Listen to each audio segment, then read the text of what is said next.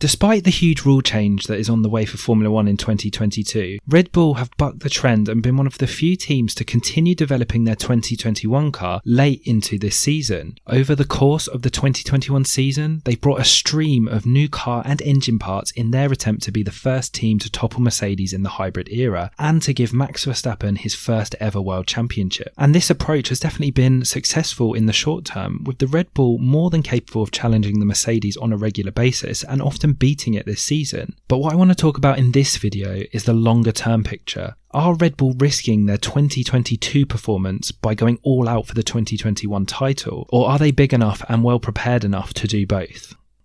It really can't be overstated how big the rule change for 2022 is going to be for Formula 1. In the words of Red Bull design wizard Adrian Newey, it's going to be an enormous change in every sense of the word, and the only thing that's going to stay the same is the power unit, while everything else is different. The size of this change means that almost every team have put all of their efforts into getting the rules right, with some writing off the 2021 season completely. Like Red Bull, Mercedes are in a fight for both championships, yet they supposedly stopped development of their car after the British Grand Prix, with Toto Wolff saying that it would make absolutely no sense to put more time into the 2021 car because you would miss out on potential gains for the 2022 car. Red Bull, on the other hand, have been aggressive in their development of the 2021 car all season long, in the hope that these marginal gains will make a big difference in their battle with Mercedes for the championship. Christian Horner has said that their approach is if they can make small steps somewhere, then they will absolutely just go for it. Even as recently as the Dutch Grand Prix, Red Bull brought in a reconfigured floor package which could have made all the difference in earning Verstappen pole for that race, considering he was just 4/100ths of a second ahead of Lewis Hamilton in qualifying. They've also been running a large upgrade to Honda's energy store since Spa, while in Austria the car was seen with an updated diffuser, a new front wing and a new bargeboard configuration. And while other teams have made some developments and improvement through the season, it's been nothing like the level of change that we've seen on the Red Bull. And Red Bull have of course consistently denied that this will cause them issues in the long run, with Horner confident that the team has found a good balance between the 2021 updates and preparing for that rule change in 2022. But it's completely fair as an outsider to wonder if they've taken on too much, especially considering they're also going to be taking over development of the Honda engine from next season. There is also a historical precedent for a hard-fought title challenge leading to a disappointing season the year after. In 2008, for example, both McLaren and Ferrari developed their car through the season and fought down to the last race for the championship that year. And then when the paddock arrived in Melbourne for the start of the 2009 season, we all know what happened. Brawn GP and Red Bull had jumped to the front of the pack, while McLaren and Ferrari had to claw their way back to the front over the course of the season. And then in 2014, Mercedes were the most prepared team, and they had such an advantage that it took 3 seasons for another team, Ferrari, to get anywhere near them in the championship battle.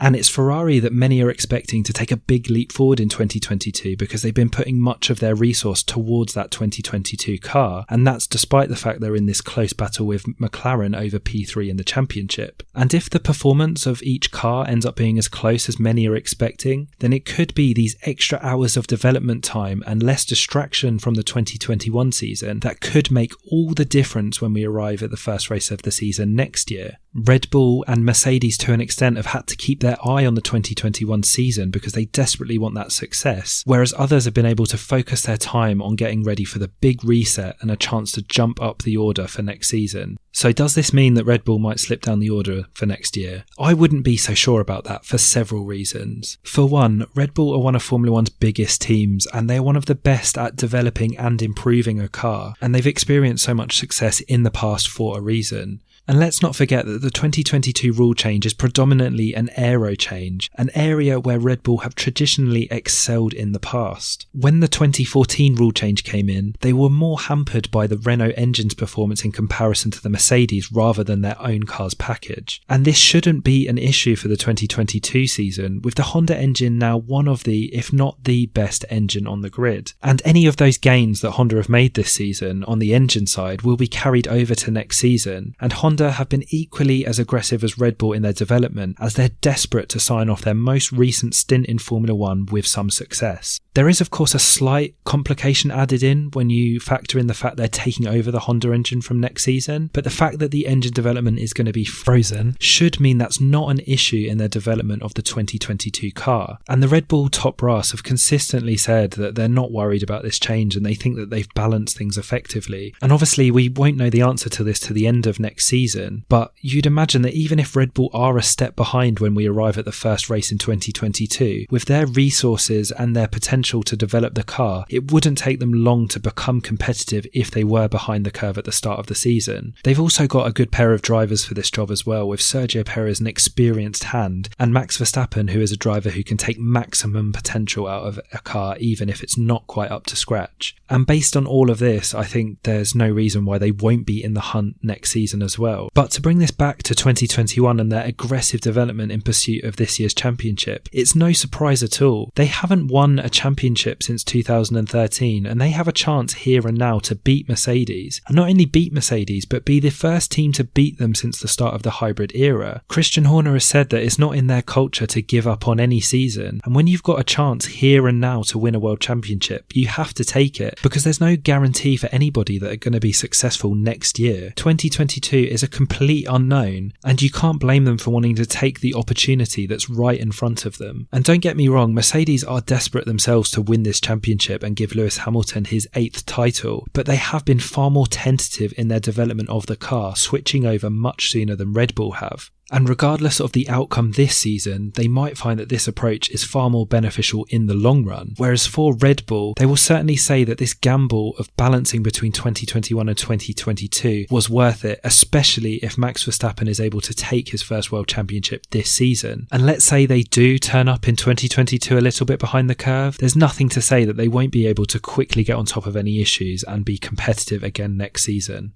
It'd be great to get your thoughts on this in the comments, and if you like this video, please do like and subscribe. We're a brand new channel and any support is very much appreciated.